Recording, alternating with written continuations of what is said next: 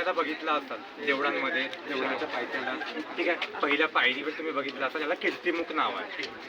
ठीक आहे, हा नॉर्मली सगळ्यांना माहीत असतो कीर्तिमुख काय म्हणून. राहू माहित आहे ना, राहू केतू शनी यांची कथा सगळ्यांना माहिती आहे. समुद्र मंथनातून जे राहूचा अंत झालेला होता, पण तरी सुद्धा त्याचा अंत होऊ शकला नाही. आणि राहू हा सगळ्यांच्या कुंडलीमध्ये असतो. एकदा काय झालं की शिवशंकराला सुद्धा राहू लागलेला होता.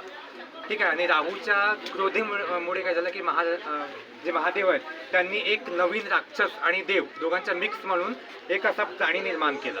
ठीक आहे, याला कीर्तिमुख म्हणून नाव दिलेलं आहे. ठीक आहे, आता काय झालं की याला आदेश होता की तू राहूला ग्रहण कर किंवा खा म्हणून.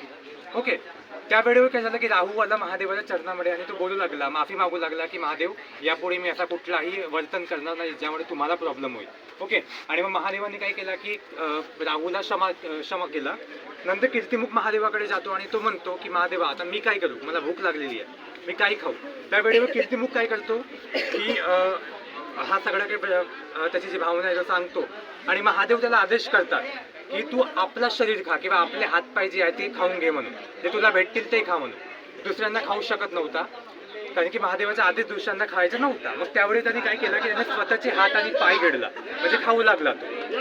आणि जेव्हा महादेवाचं लक्ष गेला त्यावेळेवर त्याचा हा एवढा मुख होता, हा मुख उरलेला आहे.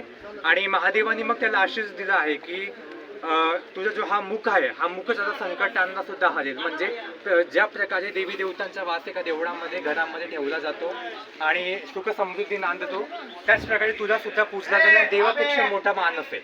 तर कीर्तिमुखाला तेव्हापासूनचा मान दिला जातो.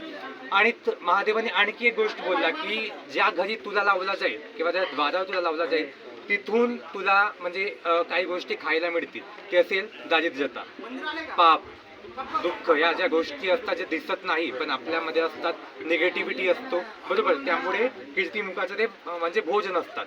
आणि कीर्तिमुख हा देवळामध्ये, द्वारामध्ये, पायऱ्यामध्ये हा लावला जातो.